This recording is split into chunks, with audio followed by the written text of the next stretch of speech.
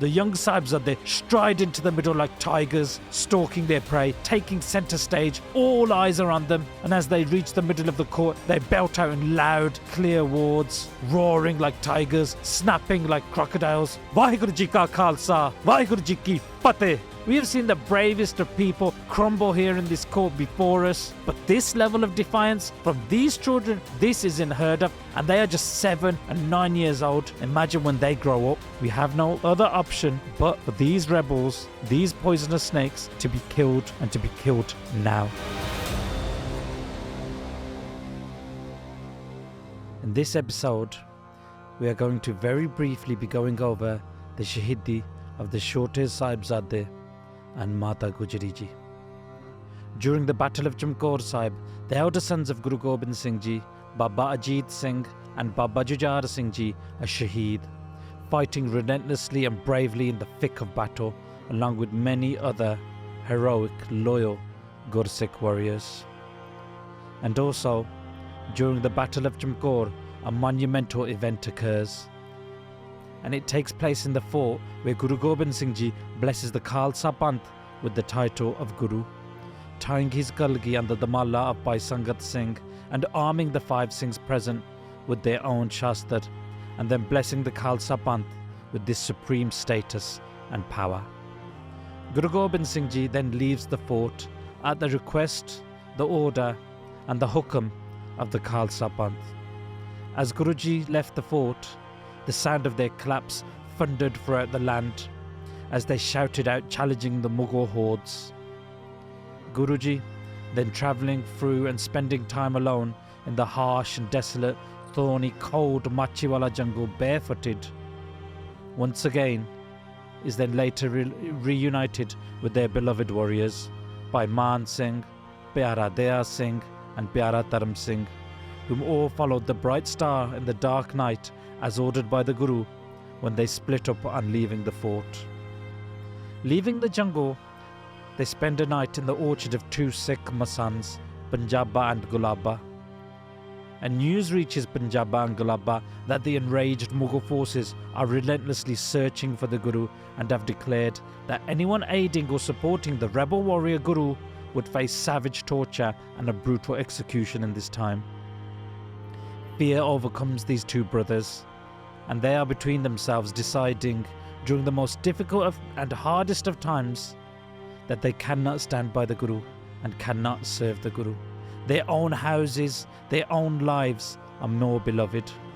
The same Guru who had blessed them everything, they have, everything they own, these 2 Masans now have decided they cannot stand by during these tough times. And the Gursikhs with Maharaja are enraged, and rightfully so. However, the great Guru, Guru Gobind Singh Ji, remains unmoved. The most compassionate, benevolent Guru still blesses them and moves on with his Khalsa warriors, Man Singh, Daya Singh and Dharam Singh.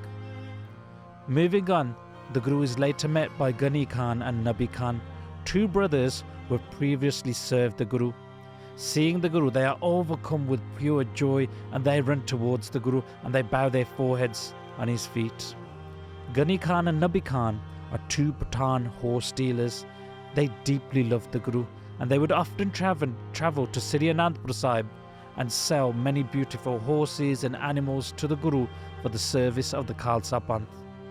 And now, having learnt about the great Battle of Chamkaur and Guruji being around the Machiwala area, these brothers left home in search of the Guru with the aim of serving the Guru. Such was their love and affection for Guru Gobind Singh Ji. Despite the threats from the Mughal forces not to harbour the Guru, Ghani Khan and Nabi Khan decide their love for the Guru is worth more than life itself, and they beg the Guru to come to their home. Guruji fulfills their request and stays at their home for 2 nights. And during this time, the brothers serve Guruji with everything they have, not sleeping at all, standing guard themselves during the night. Ghani Khan and Nabi Khan gift Guruji with some brand new clothing, and Guruji, from their village, is carried out of their home and village disguised as Uch Ka Peer, a holy saint of the Uch area. Guruji is carried on a palang like a manja throne, which which Guruji is seated upon, and this is carried on high on the shoulders of the Sevadar, supporting all four corners of this palang.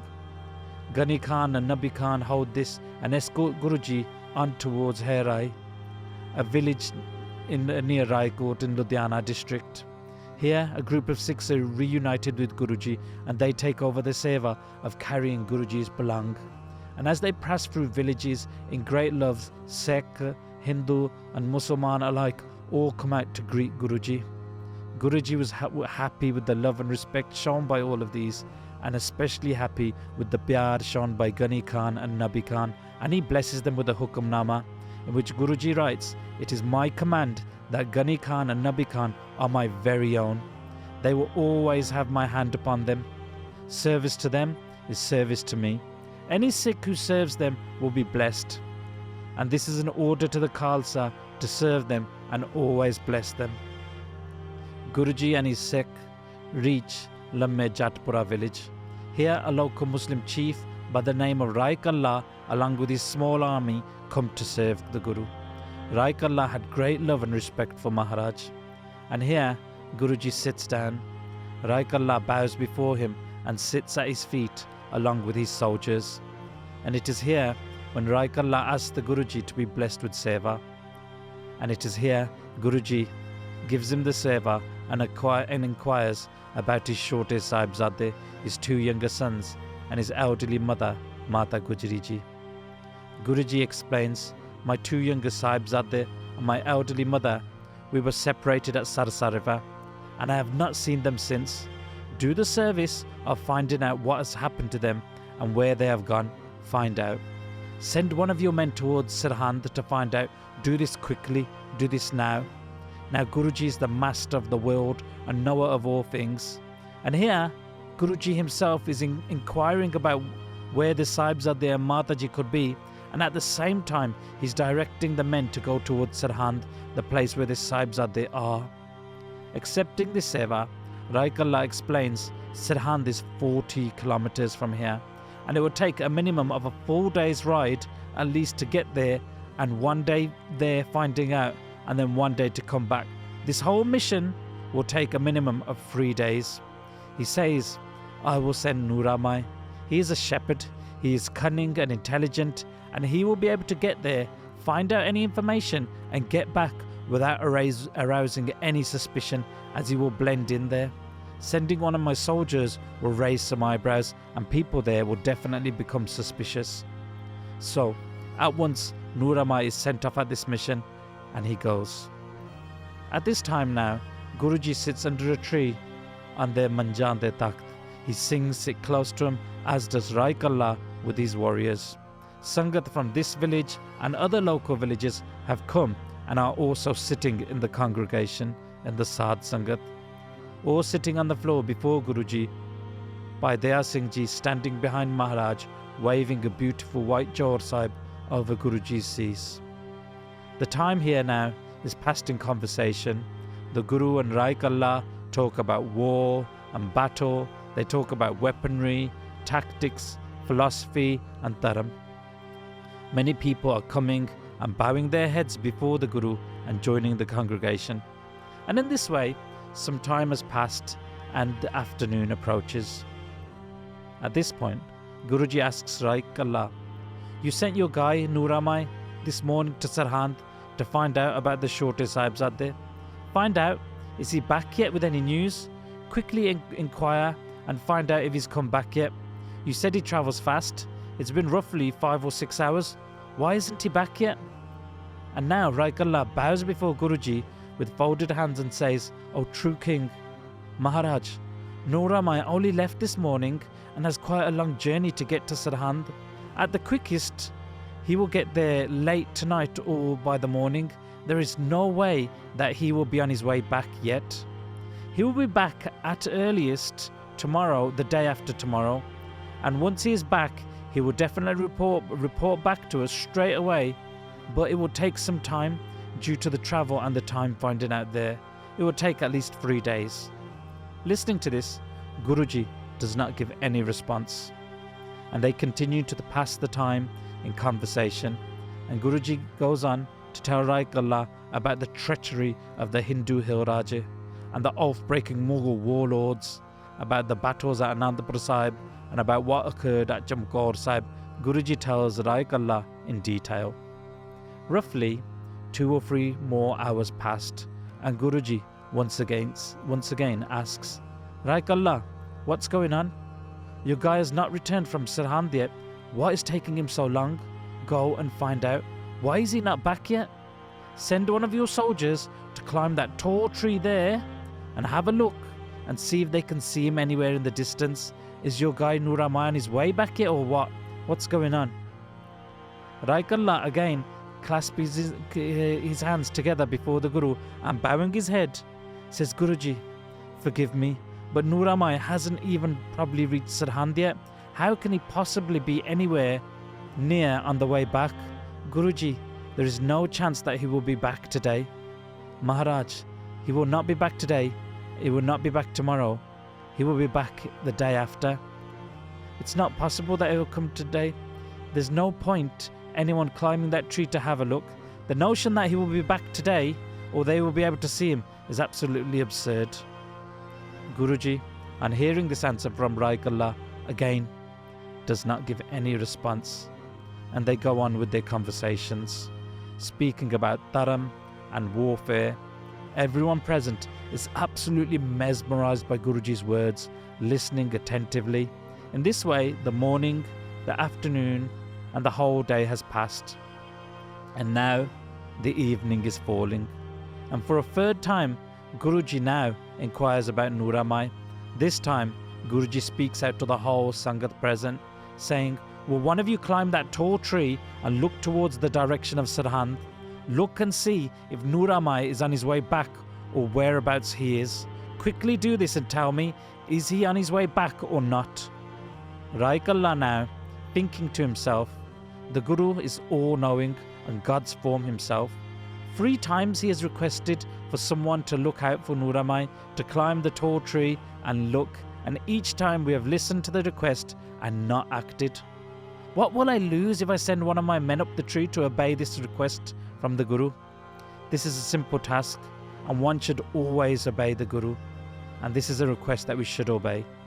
So now, Rai Kalla sends one of his soldiers up the tall tree to have a look out towards Sirhind to see if anyone is coming.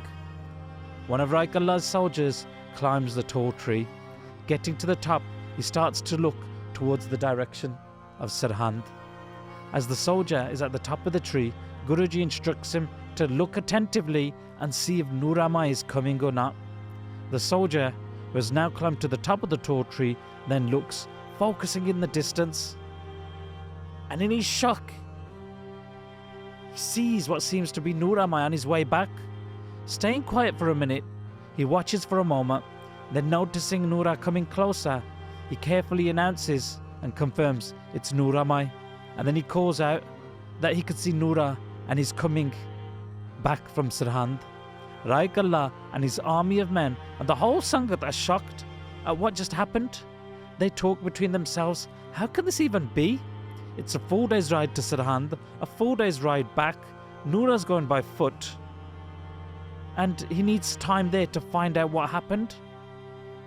But also they're discussing, how did Guruji know to get somebody to look out at this time? The Sangat is shocked in amazement. Nura himself later confirms he took multiple days on this journey, travelling there, spending a day there, and spending a whole day travelling back.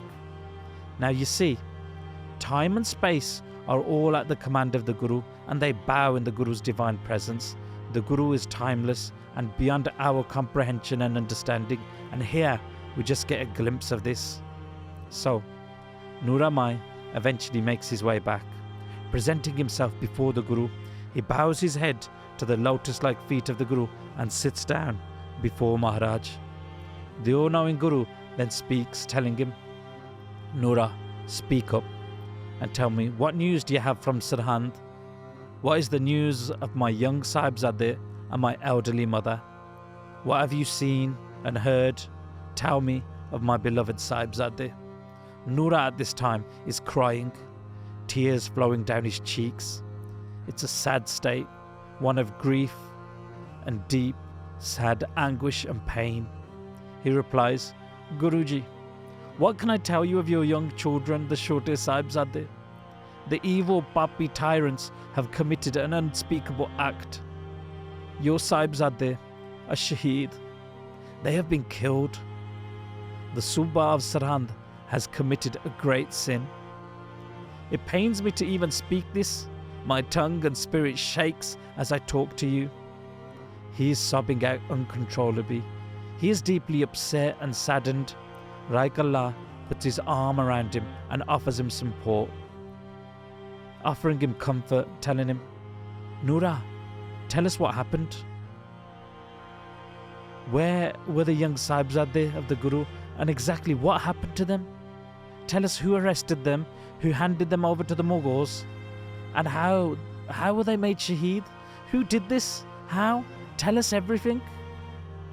Raikallah at this point is also crying and hearing the killing of the Chotte Sahibzade and hearing about this and the death of the Guru's mother.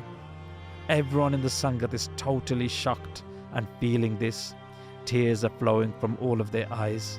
This is the most sad and painful of times. The emotion at this time cannot be described by words. The whole congregation were waiting since morning for some news, and now, in a state of shock and pain, the atmosphere is thick with emotion. Guruji, Guru Gobind Singh, is the only one sitting without crying, without weeping out, sitting stoic. Raikallah, holding Noora and wiping his tears, instructs him to tell the whole story of exactly what happened in Sarhand. And Raikallah builds up his courage. He is now sitting in a kneeled position in front of the Guru. Tears still running down his cheeks, he begins to tell the story of what happened to the Chotte Sahibzade and the Honourable Mata Gujri Ji. When Mata Gujri and the Chotte Sahibzade crossed the raging river Sarsa, as you know, they got separated from you, Maharaj. As they were left, and as they left the freezing river waters, they found themselves alone in the dark. Mataji made it to the other side of the river. With the young Sahibzade dripping wet and freezing cold, they slowly travelled on. As they did, they came across Gangu Brahman in their path, and he requested Mataji and the young Sahibzade accompany him, and he took them back to his village and his house in the village of Gehri. Gangu turned out to be an evil, wretched being. His actions were fueled by greed and self-interest. He cared not for Mataji, not for the Sahibzade, but for material wealth. When he saw Mataji, he noticed the riches that she had with her, and the greed for those riches fueled his actions. He lacked any honour or respect. He noticed Mataji had a sack of gold coins with her, and seeing that was enough for him to lose all morality and all of his dharam. Gangu brings Mataji and the Sahibzade to his house. As he does, he also brings in all of their goods, their baggage and riches which they had with them. Now Gangu Brahman is someone who had previously stayed in the house of the Guru, so he knew about who the Guru was, and he knew about the riches in the home of the Guru. And he used at this point his sweet speech and his loving, caring act as a form of deception to win Mataji over, in order to bring them to his house so he can commit theft and treachery. For the love of Maya, for the love of gold coins, he gave up his dharam, his morals, his ethics, any code of honour which he may have had.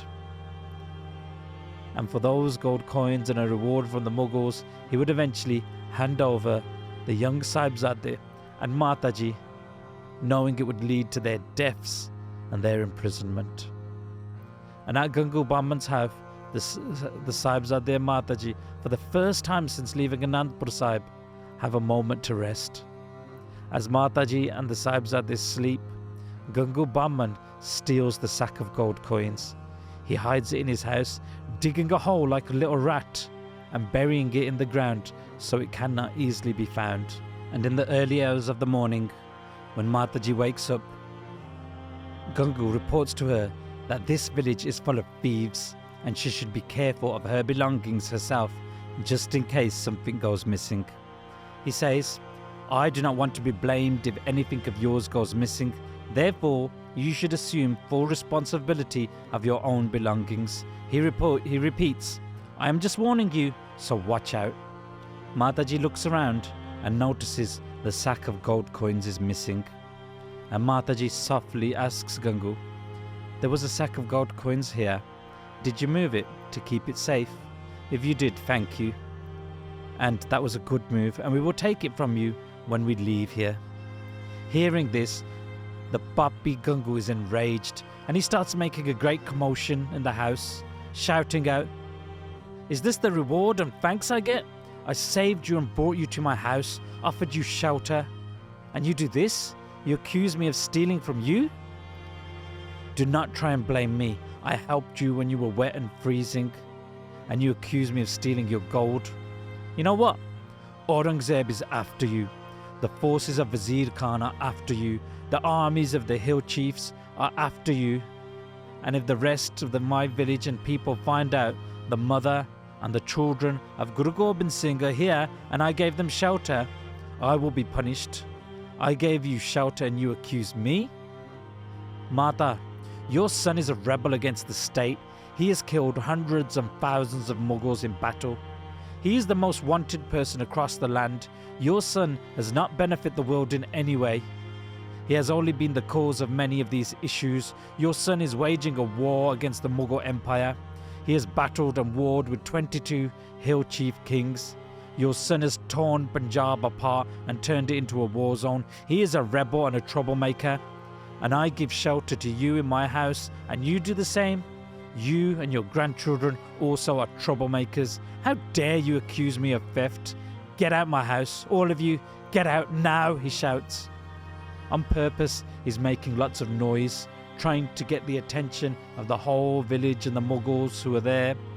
Through his antics and shouting, he's clattering pots and pans together, and Mataji is telling him, just keep quiet. But Gangu is set on his wretched, wicked ways. And Mataji tells Gangu, the gold coins mean nothing. You know what, it doesn't even matter. But Gangu now was intent on causing trouble for Mataji and the Sahibzade. And Gangu runs out of his house, making a great noise, attracting lots of attention. And he informs the local Mughal garrison, and he informs Jani Khan and Mani Khan of the presence of the Guru's mother and children in his house, in his village. Mataji and the Sahibzade are entrapped inside the house of Gangu, and these two Mughal soldiers, they arrest the young Sahibzade at this point, disarming them of their weapons, chaining them up and shoving them into sacks. And then they take them to Marinda to be locked in cages. Mataji was also arrested. Her hands and feet were tied, and she had a head covering forced on her, which was lined with hot chili peppers, and this was placed over her head and face. She was also shoved into a sack which was tied at the top, and then shoved on a cart which was taken to Marinda. As this is taking place, the people of the village come out to protest the arrest, and they are cursing the traitor Gangu for his hideous act and deed, cursing him for his treachery and lack of morals. And once Mataji and the young Sahibzade reach Marinda, they are viciously thrown into the dusty, cold, damp, dark custody cells. And immediately messages are sent to Nawab Wazir Khan of this development. The head Mughal officer at Kotwal interrogates Mataji to find out the whereabouts of the Guru and the rest of the Khalsa. Kept in these sacks in the dark, cold, caged prison cells at Marinda, Mataji and the Sahibzade are not provided any rations in this Kotwal, any water or any food. Nothing is provided to them, no blankets during this cold winter's night. And within a few hours, a message is received from Sirhind that the Sahibzade and the Guru's mother must be transported there immediately, stopping for nothing or nobody. And at once they must be brought to Sirhind, where they will be presented in front of Wazir Khan's noble court.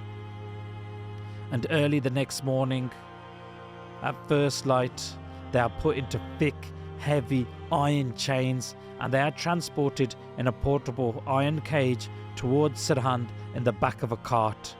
And en route, many people lined the roads to catch a sight of the Guru's elderly mother and the young Sahibzade, and they all commented on how fearless the young warrior children look, like caged wild tigers, looking larger than life, such a sight to be seen.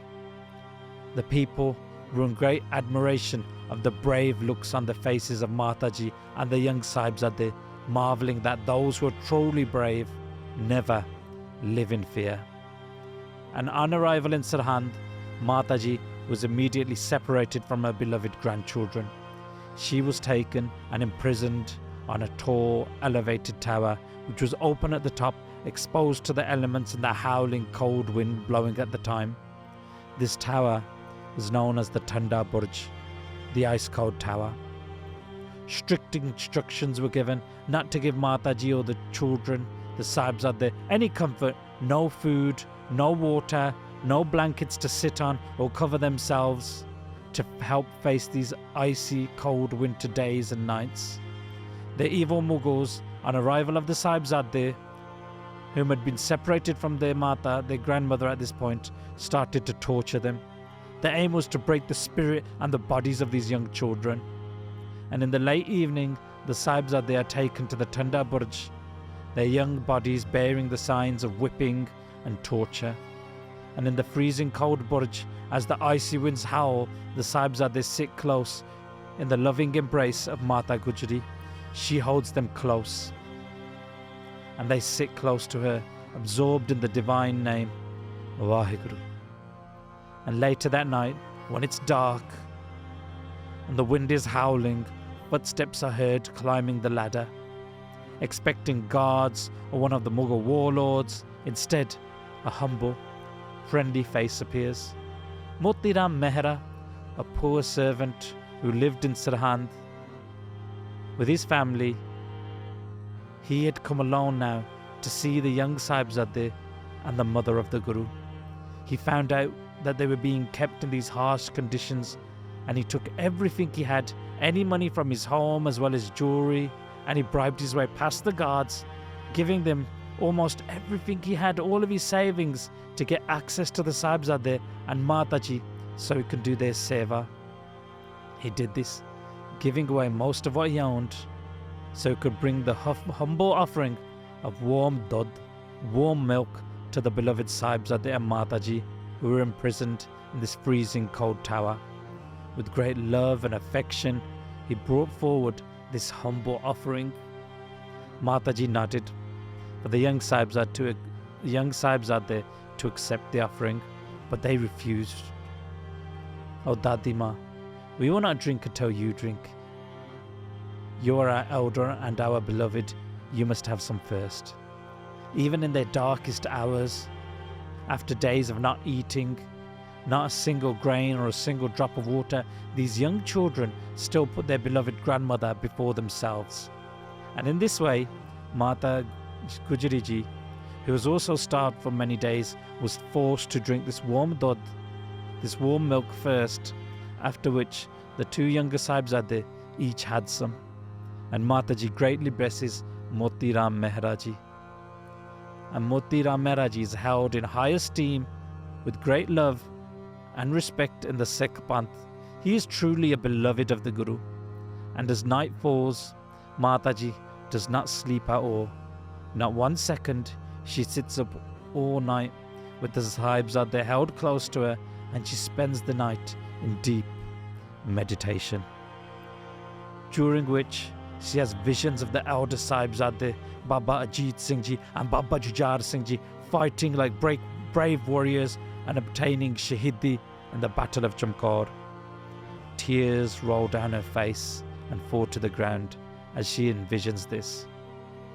The night passes, and the next icy morning, as the young Sahibzade arise, their chole, the cloth, is frozen stiff from the ice cold, and they sit up, reciting their Nitnem, meditating on the divine true name.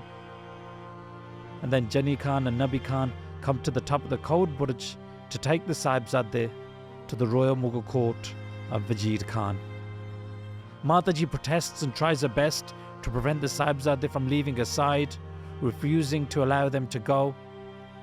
But Jani Khan and Nabi Khan tell Mataji, today, no harm shall be done to the young children in the court. They shall be returned to you by the evening. The Sahibzade console Mataji and remind her, we are the sons of the Guru, and for her to remain strong and forever in Chardi Kala. Baba Zorawar Singh Ji stands up and turns to Mataji. He reminds Mataji, we have to go and present ourselves in the court. We have been at war with the tyrannical Mughals for many years, and this is just a part of it. We must face them. As we face them in battle, we will face them in court, and we will show them the truth can never be destroyed and can never be killed. The Mughals at this point are in a meeting. They are preparing to meet and receive the young Sahibzade in the court. They are discussing amongst themselves, the many Qazis of Wazir Khan, that their ultimate victory will be in converting the children of the Guru into Islam. Even if this is done by force, fear or bribery, this is their goal. And as the Sahibzade approach the court, one of the Rangar court guards advises them to bow your heads to the Nawab and to Wazir Khan as you enter. And to ensure this, the larger gate entrance is closed and a much smaller door is opened, one which even the smallest of people, even small children, would have to bow their heads down to get through. Seeing this, the Sahibzade approach and they enter the court, but they do so without bowing their heads. They do not bow. Instead, they enter with their feet first, ensuring their heads are upright as they enter. And Kavi Santokh Singh describes the Sahibzade at this point as looking extremely handsome, describing them to have large lotus flower-like eyes with sharp features. Kaviji says, all whom lay eyes on the Sahibzade are in awe of their beauty. They are dressed like warrior princes in fine, expensive fabric, donning menacing war turbans, the Malay, covered in weapons and shastra. They are the sons of the great Guru. Baba Fateh Singh at this time is 7 years old, and Baba Zorawar Singh Ji is 9 years old. The highest ranking, most respected Mughals in the world from far and wide are present in this court. Khwaja Mahmud Ali, Sher Muhammad Khan, the Subha of Lahore, Jabardast Khan, Suchanand, whom the Panth refers to as Chuttanand. And now Chuttanand had a deep resentment and hatred towards the Guru. And at one point in time in the past, he had sent a wedding proposal for his daughter for Baba Ajit Singh. However, this was immediately rejected by the Guru, as Guruji knew he was evil and treacherous and deceitful. And also, it was not in the hukam of Akal Purkh for the Sahibzade to marry. So since then, Chuttanand had a vendetta against the house of Guru Nanak. The court of Wazir Khan is packed with the who's who. Mughal nobles, warriors, all the seats are taken, and it's overflowing and crowded on this day. A court in which even great warriors and governors would grovel on their knees, a court in even which dreams came to die. And now was the time for the young heroes to face the wicked Wazir Khan in this court. And upon entering the court, in which the Mughal warlords, generals, Qazis, Nawabs and soldiers are present, the young Sahibzade stride into the middle like tigers, stalking their prey, taking centre stage. All eyes are on them, and as they reach the middle of the court, they belt out in loud, clear words, roaring like tigers, snapping like crocodiles. Vaheguru Ji Ka Khalsa, Vaheguru Ji Ki Fateh. This catches the whole Mughal court off guard, and silence fills the room.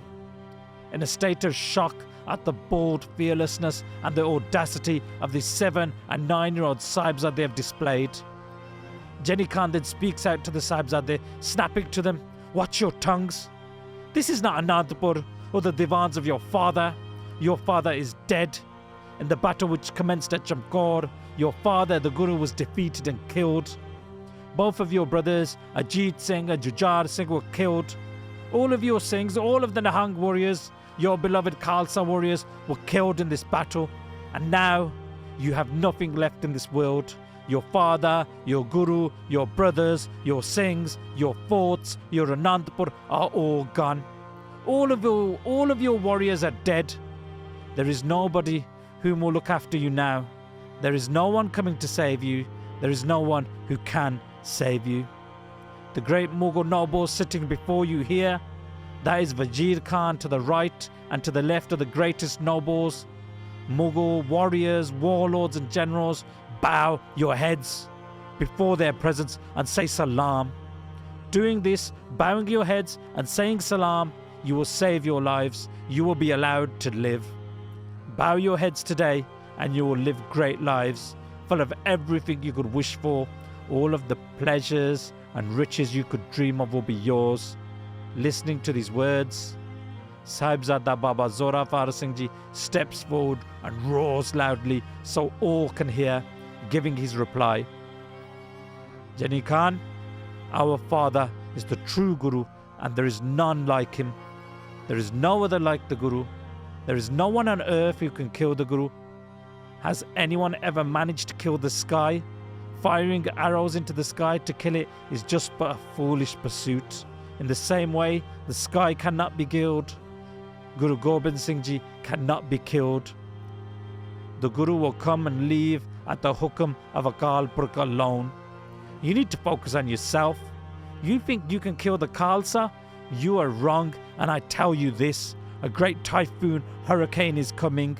It is the Khalsa, and you shall all fall. This typhoon hurricane will blow and there will be nothing left here and there is nothing you can do about it. This very court, this whole city will be turned to rubble. No one can move a great mountain and the Khalsa is a great mountain, a mountain which cannot move, nor can you do anything to. Tell me now, has anyone ever been able to grab their sun with their hand? How can you capture the sun with your mere hands? In the same light, how can you capture the great Guru Gobind Singh? The Guru is not separate from God. He is the death of death itself, Mahakal. The Guru is beyond your comprehension and your world. Guruji is beyond this whole dunya, and we have placed our heads bowing to the true Guru's charan, the true Guru's feet, and now we have bowed at the Guru's feet. We will not bow anywhere else. Our heads are already at the feet of the Timeless One. What can you do? Death is nothing to us. You want us to bow our heads in front of these ministers, these Nawabs and generals you call great? To you they may be great, but in reality they are all tyrants and papi, looking directly at Wazir Khan. And his nobles, Baba Zorawar Singh Ji goes on, you are all oath breakers. You are dishonest liars. You are killers of the innocent, killers of women and children and the unarmed. You have no honor. And you want us to bow to you? Why? Why should we bow? Why should we do such a thing? Our heads have bowed before Akal Purkh. There is nothing anyone can do to us. You cannot even touch us. Our heads are bowed before the Guru and they will not bow anywhere else. Listening to this response, the whole court is dumbfounded. And after some silence, there is a murmuring amongst the crowds present, thinking, how fearless and how brave are these young children? The elders in the court are speaking amongst themselves, saying these are just mere children. They do not know anything. They do not know the words that they speak. They do not know how to conduct themselves in such a high noble court. Others are remarking, these are young children. They still have their milk teeth. What have they ever done to anyone? They have not killed any of us or committed any crimes. Nor do they know about politics, kingdoms or warfare. They are just children. They do not know about friendship, allegiances, nor enemies. They shouldn't even be here. And Suchanand, the little rat, he is infuriated and he speaks out, look Look at these insolent children. They are venomous snakes. They are hooded cobras, I tell you. They are the sons of that rebel who has never let you sleep a good night's sleep, who has killed hundreds and thousands of our finest warriors. Wazir Khan, they are not mere children. They are rebels. They are cobras, and they must be dealt with in such a way. These are the offspring of a snake, and they are full of venom, and these cobras only know how to bite. They are not normal children. Do not be fooled. From head to toe, they are full of venom, just like their father, Guru Gobind Singh, whom his whole life has been at war with us and the Mughal kingdoms and the Hindu hill chiefs. For over 30 years, he's been beating his Nagara, the rebel war drum. He has not let any of us get away with anything, nor have a good night's sleep. Him and his Khalsa torment and haunt us again and again, from Delhi to Lahore to Sarhand to the hills of Anandpur. He has been at constant conflict and war. He is war. And these cobra children of his, they are the same. If we let them go, they will strike at us. They will bite. They will not let us rest. They must be killed like you would kill a snake. This is the only way that we can deal with them. That evening, the Sahibzade are returned to the Tanda Burj, the cold tower. Moti Ram Mehra visits them again on this night, again bribing the guards, this time with all the money and belongings him and his family have left, everything, to get access to the Sahibzade and to Mataji again, so he can again bring them the humble offering of some warm milk. That night, Mataji again holds the Sahibzade close and asks them about the court's proceedings, and the Sahibzade tell her exactly what happened in court that day, and she blesses them and she gives them strength. Mata Gujri that night tells the Sahibzade in great detail the saga of the Shaheedi of their grandfather, the great Guru Tegh Bahadur Sahib Ji, which gives them courage and bravery. And on the next night in the cold tower, as the chilly winds howl, she holds them close and she tells them of the supreme sacrifice of their great-great-grandfather, Guru Arjan Dev Ji. Because the tales of our elders give us courage, morals, bravery and inspiration. And on the second and third day in Sarhand, the Sahibzade are woken, as usual in the early hours, reciting the Bani of the Guru from heart and retying their damalle, their battle turbans, getting ready for the long days in court. And there's a poet of the time, a Sikh of Guru Gobind Singh Ji, whom had spent time with Guruji, the Sahibzade and Mataji at the time, and his name was Duna Singh Handunia. And in his writings, Katha Guru Sultan Ji Ki, written in Braj Pasha, and these writings were preserved under manuscript number 6045 in the Sikh Reference Library in Amritsar Sahib, and the original copy that was there was reported missing or destroyed during the June 1984 attack on Sri Darbar Sahib. And in these writings, it is mentioned that the Sahibzade were tortured during these days in Sarhand. It's recorded that the Sahibzade were viciously whipped with thin, stinging mulberry branches on their bare backs. Their flesh was torn and ripped, and scars appeared on their young bodies. This was done to them to hurt them and to give them immense pain, so that they would give up their faith and accept Islam out of fear of getting injured, hurt or tortured more. It was further reported that later on pulp was placed between their fingers, and their hands and fingers were doused in flammable liquid and set on fire. The aim was to shake their faith by burning their skin, seeing them rinse in pain and scream and shake around. But this did not happen. The Sahibzade stood firm, unwavering in their dharam, unshakable in their Sikhi. They did not scream out, they did not shake or wince. The young children, the young sons of Guru Gobind Singh Ji stood strong. The last torture of the Sahibzade which was reported was that they were both tied to a pipal tree and stoned with slingshots, gulal. And during this, it stated that the 9-year-old Baba Zorawar Singh Ji's eye was severely damaged. The ruthless torture to the young children did not have the desired effect. The young children did not cry out in pain, not once, nor did they wince, nor did they show any sign of defeat or weakness. Instead, this gave the young Sahibzade only strength and firm resolve to walk on the path of dharam no matter what. And before they would go to court each day, they would embrace their grandmother, Mata Gujri, and she would remind them to always think of the Guru and to draw strength and inspiration from their grandfather, Guru Gobind Singh Ji. The young Sahibzade again enter the court of Wazir Khan without fear, without hesitation, and defiantly roar out the Guru's Fateh. Vaheguru Ji ka Khalsa, Vaheguru Ji ki Fateh. The evil-minded Suchanand is infuriated on hearing this, on seeing that their intimidation, their torture had zero effect on the young Sahibzade. He speaks out to Wazir Khan, saying, "Look at them. They are the cobra sons of the Guru who killed hundreds and thousands of your best men, who rebelled at every turn, who raised an army against you and your empire.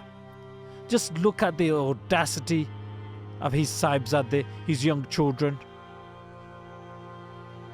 You are great and noble, as is Aurangzeb, and they refuse to show you or him or us any respect. They refuse to bow, and they refuse to say salam to you." Suchanand now turns and addresses the Sahibzade directly, saying, "This is not your father's court or darbar. This is not Anandpur. Your Fateh is not for here. That was a left back there. Here you say salam, and here you bow your head." And the Sahibzade respond, "The mouth that has uttered the sacred Fateh of the Guru in this court shall never utter your salam." Suchanand turns to Wazir Khan and says, "Khan Sahib, look, see for yourself the insolence, the disrespect. They have no fear of you whatsoever. They fear nothing in this whole court, surrounded by a grand array of our finest generals and warriors. And they are not shaken. Great kings here urinate themselves and get scared. Everyone fears us, but not these two children. They are not put back one bit. We have seen the bravest of people crumble here in this court before us. But this level of defiance from these children, this is unheard of, and they are just 7 and 9 years old. Imagine when they grow up. They are unmoving and unaffected by anything. We have tortured them, but look. They do not break eye contact. There's no fear in these children. They do not bow before you. These Sahibzade will never bow before anyone." And now Wazir Khan speaks out to the Sahibzade. And he says, "Dear children, I am being sincere when I tell you this. Your father is no more. Your elder brothers are dead. So are all the Nihang warriors and Khalsa. You have nobody. Accept the deen and embrace Islam. Join the Mughal forces. Save your lives in this way. Live by the Sharia and you will get everything that you wish for. We will give you lands, horses, elephants, carriage, great castles and titles. Your life will be nothing but luxury. The great Badshah Aurangzeb will keep you close to him. We will make sure you live in great comfort. We will educate you. We will marry you to the most finest, beautiful women. We will give you everything. We will make you generals of great armies. Armies that scour the landscape. People will bow before you just by threats of yours alone. We will give you everything." And hearing this, Baba Zorawar Singh Ji looks at his younger brother, Baba Fateh Singh Ji, in the eyes, and he says to his brother, "It looks like the time has come. The test of faith is here. Our great Dadaji, Guru Bahadur Sahib Ji, showed the world and the history books what true dharam is in the face of tyranny. And now our time has come. and our only option, the only option for us, is to stand firm. Now, brother, speak up and tell me, what is in your heart? And Baba Fateh Singh Ji listens to this and replies, just as those before us stood for justice and preserved Dharam at all costs, just as the great Guru Tegh Bahadur Sahib Ji did, our Dada Ji demonstrated true Dharma, so shall we do the same. Death is acceptable. To give up our Dharam is not. The path of our father and our grandfather is the only one for us. We will leave an example which will inspire and give faith to many generations of Sikh and Khalsa who want to walk the path of truth on the path of Dharma. This body is but a vessel, and people, for the love of this body, for the love of worldly comforts and riches, sell their Dharam, sell their soul to live a few extra days. But in the end, they all still die the same, and it's better to die with Dharam than live on without it. These foolish tyrants have but a few tricks they can use, and they use them to take people away from their Dharam. They first use greed, promising so much, then they use fear and pain, and all of these things are nothing to us. Sikhi and Dharam is everything. Just as Dadaji Guru Tegh Bahadur Sahib Ji gave Shaheedi, just as Sikhi for Sikhi at the time, and just like the Sikh at that time, by Mati Das Ji, by Sati Das Ji, and by Diyala Ji gave Shaheedi, now we shall do the same. The blood of Shaheedan de Sartaj, the great Shaheed Guru Arjan Dev Ji, runs through our veins. The blood of Guru Tegh Bahadur Sahib Ji runs through our veins. We are the sons of Kalgidar Pita Guru Gobind Singh. The blessings of Guru Nanak are upon the path we walk, and we must preserve the honour of this house at all costs. The whole court bears witness to this conversation, and now Baba Zorawar Singh Ji speaks out. Hey Subba, we beat our shoes on your Sharia and the whole Mughal kingdom. We will not jeopardize our Dharam. In our path, in Sikhi, there is a tradition where we will give our heads, our lives, but we will never give our Dharam. We will never give up our Sikhi. We will in fact uproot the tyrannical, fanatical Mughal kingdom. This will happen, but giving up our Dharam, that would never happen. And what is this you do? You offer us bribes? You try and tempt us with riches, with horses, elephants, army, castles, women? Are you serious? There is nothing on this earth which is equal to Dharam. If only you even knew about Dharam. And you talk of Aurangzeb as a great king?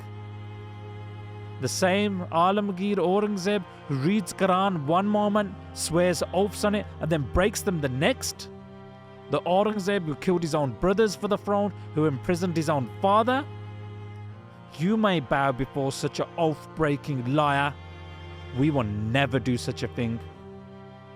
And now the young, venerable, brave Baba Fateh Singh Ji speaks. Dharam will remain forever. Here and in the beyond, there is nothing like Dharam. Nothing at all. Nothing compares. What kind of a foolish idiot would give up their faith, their Dharam, for anything that you can offer or anything this world can offer? Who would dare forsake their Dharam for worldly things? Our Shaheediya will feed the fire that will burn your whole wretched kingdom to the ground. The fire that will burn your empire from its roots is already burning bright. And when we give our lives for our faith, for our Dharam, that fire will rage till you are no more.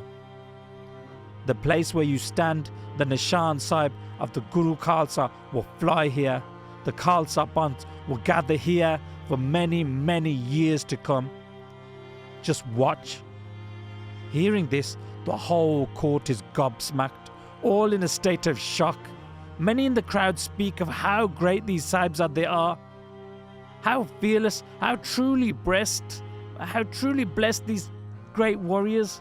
The crowds are remarking. These statements were given in the court of Sirhind. And these statements burn the Mughals on the inside, and they are enraged and beside themselves. None of their intimidation tactics, none of their torture, nothing has worked. And just like that, the verdict is given. The Mughals pass the verdict, the order. The Sahibzade must be put to death. And the Subah turns to Sher Muhammad Khan, the Nawab of Malerkotla, and tells him he must kill the young Sahibzade. He speaks out to Sher Muhammad Khan, reminding him their father, the father of the Sahibzade, Guru Gobind Singh Ji, killed both your brothers himself in the battle at Chamkaur. Now it's your time to take sweet revenge and kill the beloved sons of the Guru. Kill these infants now. And Sher Muhammad Khan responds, it is true, Guru Gobind Singh Ji killed both of my brothers and many of my men.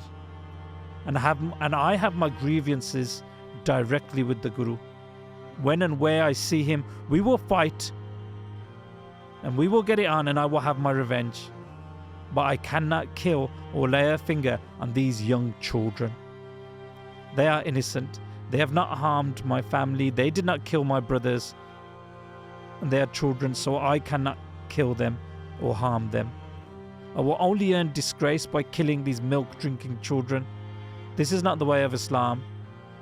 Saying this, Sher Muhammad Khan gets up and walks out of the court. As he does, he says to Wazir Khan and Suchanand, what you are doing by putting these young children to death is not a righteous act. This is not dharma, and what they say is true. This will be your end also. I hope you reconsider your choice.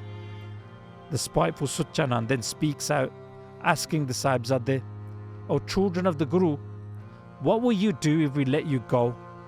And the Sahibzade respond, we will go and raise an army and come back here to face you. We will forever wage a war against you until you and your kingdom are no longer, and you no longer exist. We will be the end of you. And Suchanand then turns to Wazir Khan, provoking his anger and fury, saying, see that response? We have no other option but for these rebels, these poisonous snakes, to be killed, and to be killed now. And Wazir Khan stands up and the order is announced. Tomorrow, the Sahibzade of Guru Gobind Singh Ji, Zorawar Singh and Fateh Singh will be bricked alive and killed. The Chotte Sahibzade are standing strong in the court of the malicious and cruel Wazir Khan. The young heroes have withgone immense torture, being whipped, burnt and stoned. They remain unaffected by the friendly pursuits, by the bribes, by the torture, the offerings, the lalach. They remain unaffected by the intimidation, the threats and the pain and the lies presented. The whole court is astounded and astonished by the courage, persistency and fearlessness of the Chotte Sahibzade of Guru Gobind Singh Ji. Wazir Khan and Suchanand and the Ghazis are beside themselves, having lost for the first time in their own court, unable to intimidate the 7 and 9-year-old children, unable to convert them to Islam, unable to get them to say salam, unable to get them to bow their heads. They take a big L. They have lost self-control, and anger and rage is consuming them inside. The fatwa has been given. The Sahibzade are to be tortured and killed the next day. They are to be bricked alive. That night, the Sahibzade again, for the final and last time, sit with Mata Gujri. She holds her beloved grandchildren close, and she gives them courage through the Sakya of our elders, through the Sakya of the Shaheedi of Guru Arjan Dev Ji Maharaj and the Shaheedi of Guru Tegh Bahadur Sahib Ji Maharaj, through the stories of Guru Har Gobind Sahib, and reminding them of their father, Guru Gobind Singh Ji. She is proud of them. Proud they held their faith and their dharam strong, proud of their Sikhi. Their bodies are battered and beaten, their clothes wet and drenched in blood, and the cold winds howl.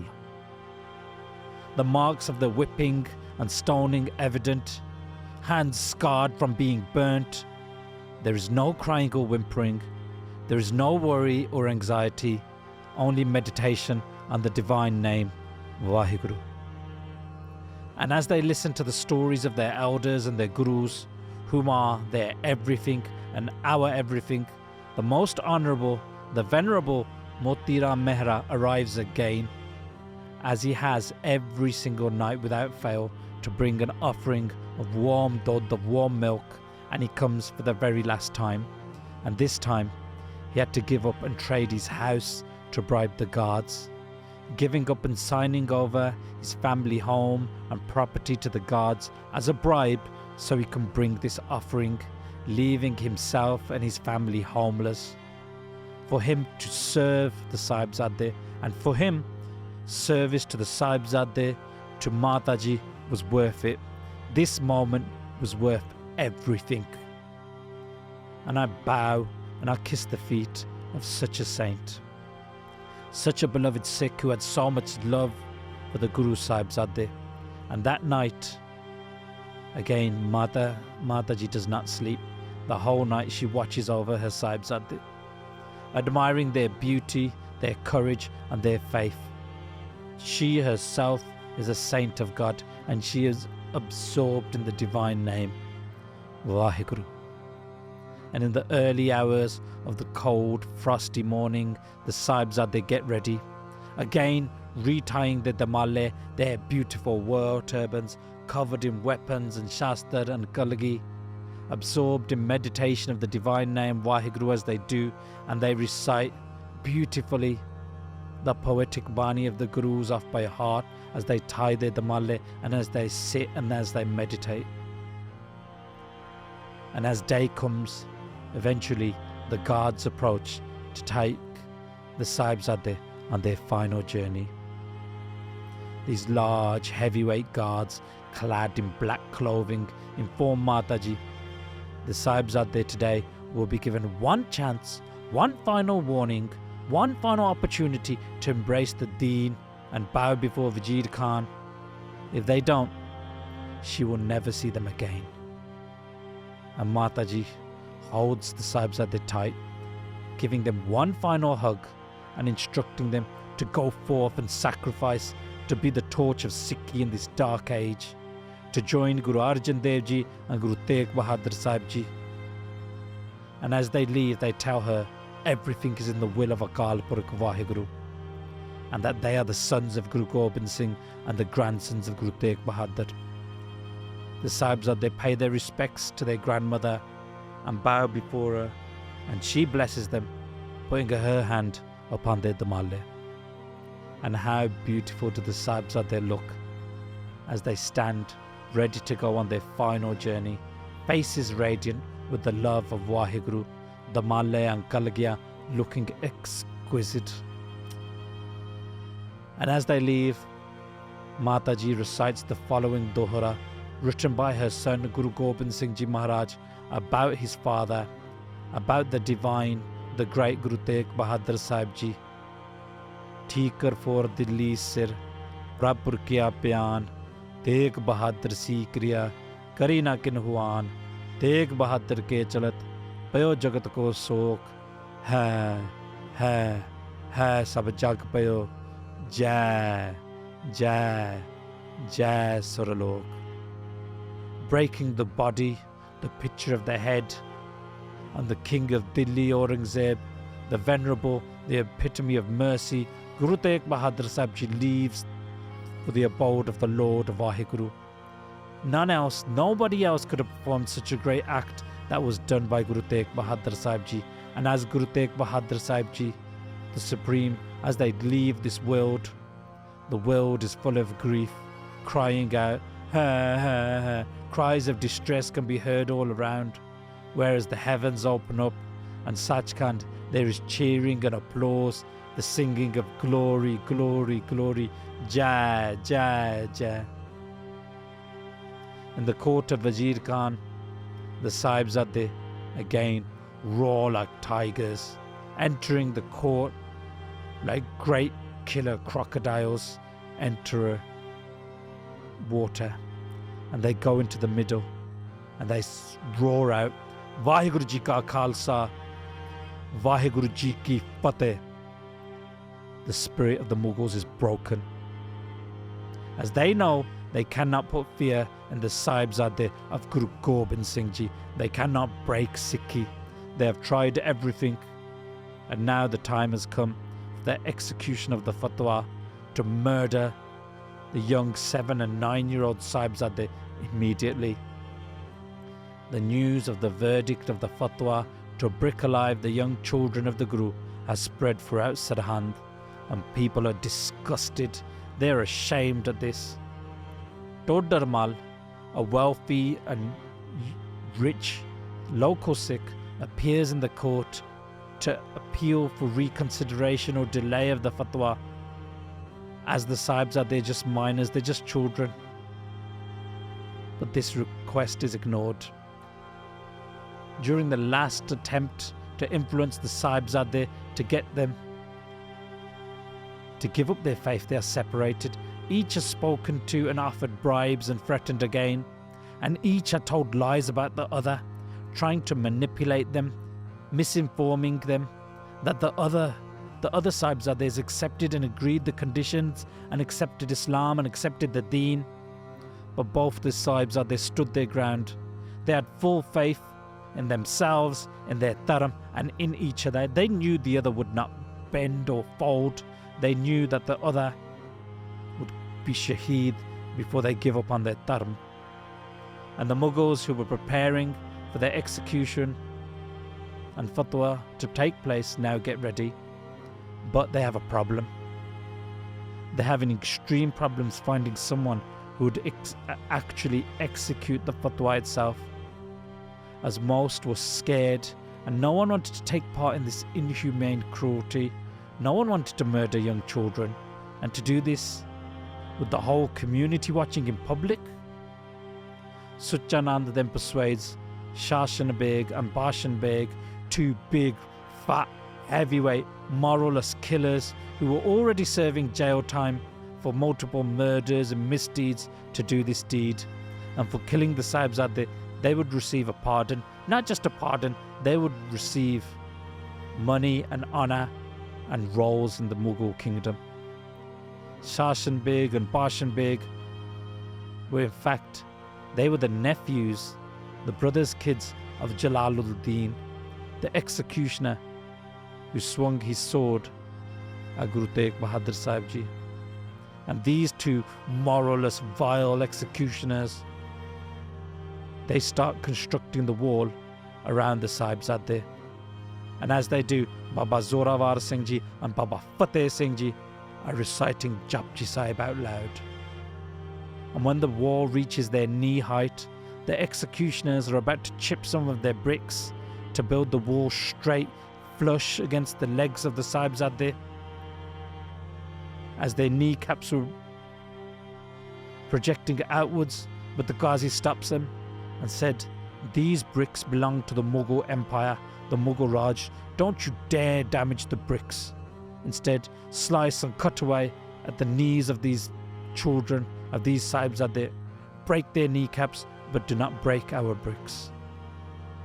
As they do this, the Sahibzades still continue their part. And slowly, the wall was fully erected till it is just above Baba Zorawar Singh Ji's height, and it's covering now both of them, both of the brave sons of Guru Gobind Singh Ji. The bricks have reached above their head height, and the recitation of Japji Sahib was heard through the walls. And once it's completed, after a short while, the wall falls to pieces. Both Sahibzade are laying on the fallen wall, and they are still alive, barely breathing and only semi-conscious at the time. Ice cold water, buckets of ice cold water was thrown upon them. The Sahibzade waking into full consciousness. They were asked again to convert, but they courageously speak out and reject the Mughal pressures. In high spirits, they speak out and they say the words, Vaheguru Ji Ka Khalsa, Vaheguru Ji Ki Fateh. And then the heavyweight, fat executioners are given the order to pull out their sharp daggers, and their hands are shivering, but they were threatened to be punished if they didn't obey this final order, and then taking daggers into their hands, placing their knees on the Sahibzade with all of their heavy body weight crushing down on the Sahibzade's chests. They then slice and cut the throats of the Sahibzade, ear to ear. And it's written in the historical Granth Bansavali Nama that Baba Zorawar Singh Ji was Shaheed in 2 to 2.5 minutes, while Baba Fateh Singh Ji kept on kicking and bleeding for about 12 minutes before their legs stopped moving. And this way, bleeding out, they both attained Shaheedi. The most sinful deed has been done. The Sahibzade have been killed. The heads of the Sahibzade are now hacked off, cut off by Gyanand, who was a close associate of Suchanand, and the bodies of the Sahibzade are taken and thrown in the jungle for wild animals and dogs to pick apart and rip apart and eat.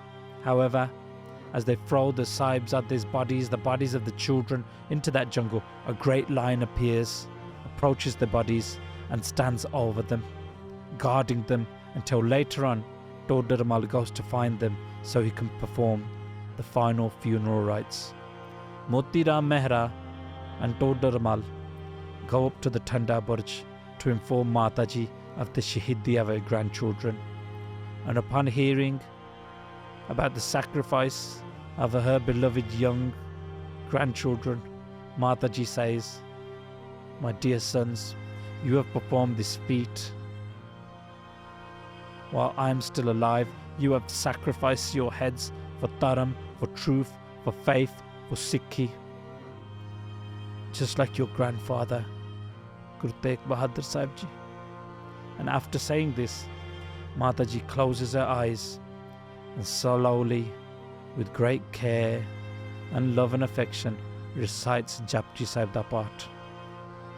And after completion, Mataji then breathes her last breath on that Thanda Burj, leaving her body to join the Sahibzade, and she transcends to Sachkhand.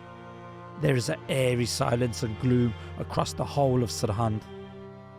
Todaramal, a wealthy local Sikh, sets out to perform the final funeral rites of the Sahibzade and Mataji. Through his connections, he manages to persuade the Mughals to sell him a small plot of land in Sirhind for the bodies of the Sahibzade to be cremated. To purchase this land, he has to offer enough gold coins to cover the ground area for cremating the bodies of Mataji and the Sahibzade. And he does this willingly, sacrificing and giving up all the wealth he has to buy this land to perform this righteous service. The land was purchased by placing gold coins stacked in virtual position over the required space. And until today, this was one of the most expensive land purchases ever recorded throughout history. A total of 7,800 gold coins worth 10,800,000 rupees during that time were put in vertical position to achieve this. And they bought a lot in Chaudhry Atta's land in Sirhind.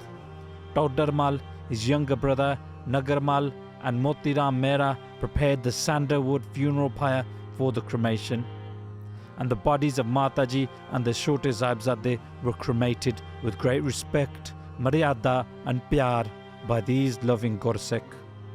Jyoti Swaroop Gurdwara Sahib now stands at this spot where this took place. And around this time, the Mughals found out through the brother of the treacherous Gangu Brahman, Pamma Langa, that Motiram Mehra Ji, with love and affection, provided and served warm milk to Mataji and the Sahibzade when they were in the Thanda Burj. When the young children were up in the Thanda Burj and there were orders given to keep them starving and that no one is to support them or offer them aid, Motiram Mehra did. And upon hearing this, Wazir Khan becomes angry. Beside himself, he orders the arrest of Motiram Mehra and his whole family immediately. And as the family are arrested, they are severely beaten and slapped, whipped and interrogated. And Baba Motiram Mehra was summoned to the court of Wazir Khan. And Motiram enters the court, carrying with him the spirit of the Sahibzade, inspired by their sacrifice. And he enters the court, he faces Wazir Khan, Suchanand and the rest, and he belts out, Vaheguru Ji Ka Khalsa, Vaheguru Ji Ki Fateh. Looking at them straight, Motiram Mehra is fearless, and he tells Wazir Khan he did provide hot milk, dod to the Sahibzade and Mataji, and if the time came, he would do it again and again. Oh yes, he would pay the ultimate price to perform this seva, and he would do it fearlessly. And he stated in this court, his father, Hara Ramji, travelled to Anandpur Sahib, met with Guru Gobind Singh, and became a member of the Khalsa Panth after receiving Amrit.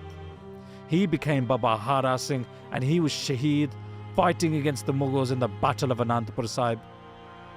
And he confirmed he was the full devotee of the true Guru, Guru Gobind Singh Ji, and he would remain so until his last breath.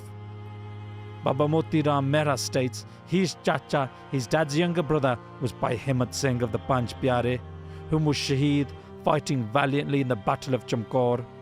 And this infuriates Wazir Khan further, and he orders Motiram to convert now to Islam or to face death. And Baba Motiram Mehra, being a Sikh through and through, loyal to the Guru, loyal to the Panth, loyal to the Khalsa, accepts Shaheedi, to be martyred, to be killed. His wife, Bibi Poli, and his 80-year-old mother, Bibi Ladoji, and their son, their young son, were taken, along with Baba Motiram Mehra Ji, to the oil mill in Sirhind. And Wazir Khan then calls an executioner forward and orders him to crush by Motiram Mehra's young child to death in the two tight rollers in the oil mill, the same tight iron rollers which would use to be crushed mustard seeds to extract oil. They would now be used to crush every bone in the small child's body, his soft arms, his small little legs, his hands and his skull. This was done before Baba Motiram Mehra's very own eyes, before his wife and before the grandmother of that child. The sound of the baby's bones being broken and crushed and skull being crushed is absolutely horrific and harrowing. It's something that cannot be described, and it's impossible to even imagine. Everyone who was looking on, they were holding their breath and wincing at this horrific, brutal sight. But Baba Motiram Mehra Ji saw this as the kirpa and will of Vaheguru. He and his family get to preserve their dharam, their faith, and walk on the path of sacrifice of Shaheedi shown by the Chotte Sahibzade, Baba Zorawar Singh and Baba Fateh Singh. Next, his frail 80-year-old mother faces death and Shaheedi, and she is crushed, and then his wife is also crushed to death between those tight rollers once used to crush seeds to extract oil. Now they're being used to crush human bodies, flesh and bone. The drum used to collect the oil was filled with blood, the crushed bone powder, the marrow and the mush of muscles, ligaments and bodily organs. Baba Motiram Mehra Ji was firm in his faith and his dharam, and he kept the name of Vaheguru on his lips, heart and mind. And once his infant son, his elderly mother and wife were killed before his eyes, Baba Motiram Mehra was also crushed to death and murdered in this way by the Mughals. Thus, he and his family attained Shaheedi. They earn an internal status in this transitionary world. And hearing about the Shaheedi of Moti Ram Mehra and his family, Guru Gobind Singh Ji remarks, and he says, Moti Ram is my beloved Sikh. I shall forever be indebted to this great deed. When I sit in Sachkhand, Moti Ram Mehra will sit beside me. When I merge into my formless, in Sachkhand, Moti Ram Mehra will be beside me and always be with me and close to me. Moti Ram Mehra is the necklace around my neck. He will always reside in my heart. He is my most distinctive Sikh and shall always remain at the Guru's feet forever. Guruji, on hearing about the Shaheedi of his Sahibzade, Guru Gobind Singh Ji then uproots a weed from the ground. With the tip of his arrow and states, the Mughal Empire has now been uprooted. And after 6 years, Baba Binod Singh Ji Nahang Singh, the first Jathedar of Buddha Dal, leads the attack on Sirhind, joined by Baba Banda Singh Bahadur, who was sent from Nandair by Guruji, and they together attack and conquer Sirhind on the 24th of May 1710. Like a great typhoon, the Khalsa attacks and burns the whole city to the ground, turning it to rubble, just as the Chotte Sahibzade has said. The Mughals were defeated.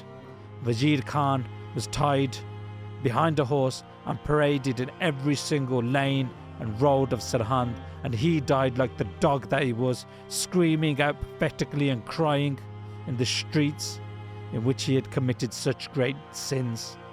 Suchanand, Chutanand, was made to beg around with a beggar's bowl, and he died after getting slapped and smacked, hit by countless shoes and kicked, crying on the floor.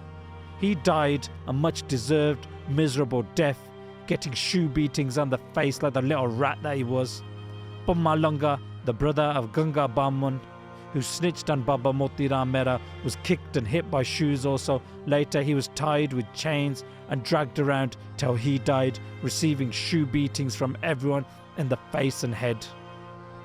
Sashan Beg and Bashan Beg, the executioners of the Sahibzade, were killed by the Khalsa, as were all the other Mughal tyrants and oath breakers. And in this way, the great Khalsa Panth avenged the Shaheedi of the Sahibzade. And please forgive me for any and all mistakes made during this seva, and please do ardas, may it continue, and may the mercy and grace of Akal Purkh Vaheguru be on all of us, and may the Khalsa Panth again blossom and become as strong as ever before. Share this with your friends, your family, your children, and forgive all mistakes. Bol chuk maaf karna. Vaheguru Ji ka Khalsa, Vaheguru Ji ki Fateh.